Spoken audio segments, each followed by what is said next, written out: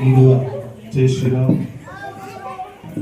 తర్వాత మన వేదం చాలా గొప్పదన్నమాట. సనాతన ధర్మం చాలా గొప్పది. అందులో వేదరస్తం చెప్పబడింది.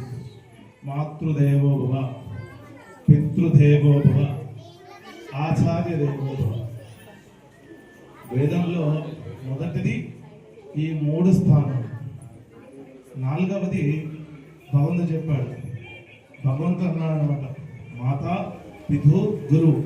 4వది నేనని చెప్పాడు భగవంతుడు నారాయణుడు. కాబట్టి ఈ 4 చాలా గొప్పది అని అర్థం. వేదం చెప్పదు. అందులో ఉదాహరణకి మా బాబుకి మా బాబు చిన్నగా మాట్లాడేవాడు, అసలు మాట్లాడకపోయేది.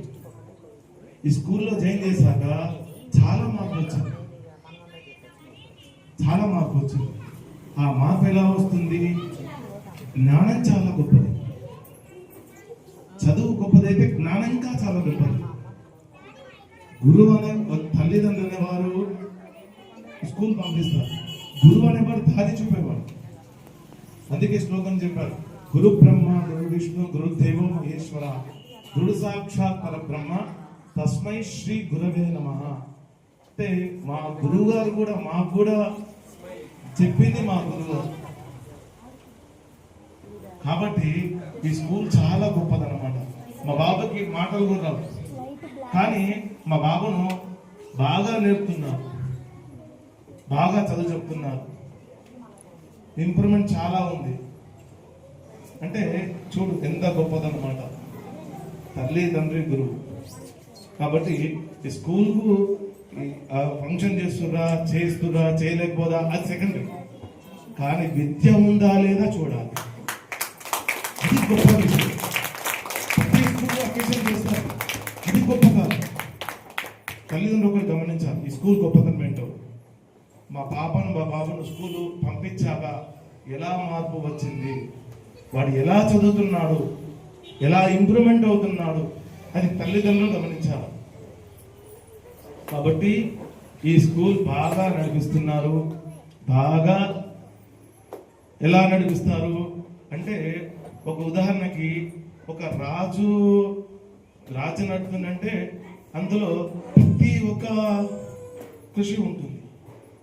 రాజు గొప్ప, రాజుధర మంత్రి గొప్ప, తర్వాత సైన్యం గొప్ప అన్నట్టు ఇవన్నీ కూడా మనము ఇవన్నీ చేస్తున్నారంటే మన ఐక్యత ఉంటేనే మనకి గొప్ప గొప్ప విజయాలు కలుగుతాయట.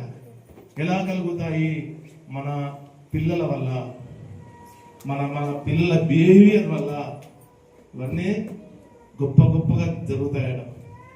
కాబట్టి మీ స్కూల్ యాజమాన్యానికి జ్ఞాన సరస్వతి దేవి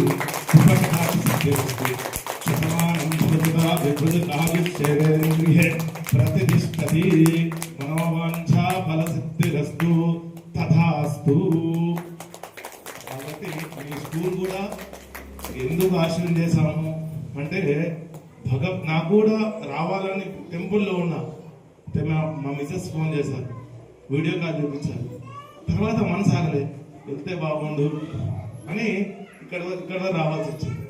అంటే మీ యాజమాన్యము ఒకే స్కూల్ కాదు, ఒక్కొక్క 10 మెట్లు ఎక్కుంటూ పోవాలి. 10 మెట్లు ఎక్కుంటూ పోయి 10 మంది విద్యార్థులు చదువుకోవాలి. మా గురువు మేము ఇంత వేదం నేర్చుకున్నాము, శాస్త్రం నేర్చుకున్నాము, మీతో ఒక స్టేజ్ నిలబడి చెప్పుతున్నామంటే మా తండ్రి గారు గొప్పతనం, మా తల్లి గారు గొప్పతనం. ఇంకోటి మా గురుగారి గొప్పతనం. మా గురుగారు చిన్న జీఎస్ స్వామి. ఆయన ఉండడం వల్లే మీ ముందు ఇలా 2 ముక్కలు మాట్లాడుతున్నాం. అంటే పిల్లలు కూడా సంస్కారం ఇవ్వాలి. విద్యతో పాటు చదువుతో పాటు జ్ఞానంతో పాటు సంస్కారం. ఈ ఏది లేకపోయినా సంస్కారం లేకపోతే అంతా వృధా. కాబట్టి తల్లిదండ్రులు ముందుగా మీరు మీ పిల్లలకి స్కూల్లో చదువు చెప్తారు. తల్లిదండ్రులు సంస్కారం నేర్పండి. ఇంట్లో పెద్దవాళ్ళు నువ్వని సంబోధించకండి, మీరని సంబోధించాలి. ఇవన్నీ మనం నేర్పితేనే పిల్లలు నేర్చుకుంటారు. కాబట్టి ఈ అవకాశం ఇచ్చినందుకు మీ దంపతులకి ఆ జ్ఞాన సరస్వతి దేవత అనుగ్రహ ప్రాప్తి. జై శ్రీరామ్, జై శ్రీరామ్.